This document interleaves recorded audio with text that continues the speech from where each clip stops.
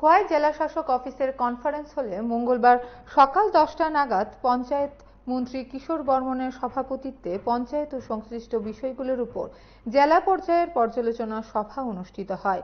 এছাড়া উপস্থিত ছিলেন খোয়াই জেলা পরিষদের সভাধিপতি অপর্ণা সিংহ রায়, খোয়াই জেলাশাসক রজত পন্ত সহ বিভিন্ন দপ্তরের আধিকারিকরা। এদিন পরবর্তীতে সাংবাদিকদের মুখোমুখি হয়ে পঞ্চায়েত মন্ত্রী কিশোর বর্মন বলেন, ত্রিপুরার সার্বিক পরিস্থিতি বিবেচনা করে বিভিন্ন পঞ্চায়েত এলাকায় নিরলসভাবে কাজ করে চলেছে সরকার, যার ফলশ্রুতিতে জাতীয় স্তরে এই বছর পুরস্কার পেয়েছে পঞ্চায়েত দপ্তর। মন্ত্রী হওয়ার পর সমস্ত জেলাতেই ত্রিস্তর পঞ্চায়েত নিয়ে এ ধরনের রিভিউ মিটিং আমি নিচ্ছি। তো আজকে খোয়াই জেলাতেও প্রথম আসা। সেখানে এই রিভিউ মিটিংগুলোতে মূলত আমাদের যে পঞ্চদশ অর্থ কমিশন থেকে ত্রিস্তর পঞ্চায়েত স্তরে যে অর্থ বরাদ্দ করা হয় সেই অর্থ কতটা ব্যয়িত হয়েছে কিংবা কতটা অব্যয়িত থেকে গেছে, যেটা অব্যয়িত থেকে গেছে সেটা দিনের মধ্যে সেটাকে আমরা সম্পূর্ণ করব, একটা কাট অফ ডেট সেখানে স্থির করে দেওয়া। এছাড়া আরো অন্যান্য বিষয় আছে, মুখ্যমন্ত্রী মডেল ভিলেজ আছে, আমাদের বিভিন্ন ব্লক রিসোর্স সেন্টার আছে।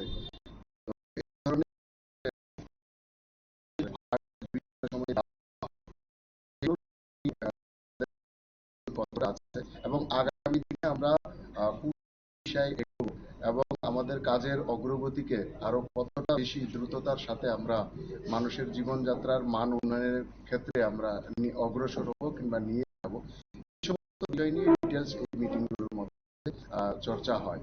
ইতিমধ্যেই আমরা একটা অভিযানও সম্পন্ন করেছি। কেন্দ্রীয় সরকারের পঞ্চায়েত অ্যাডভান্সমেন্ট ইন্ডেক্স বলে একটা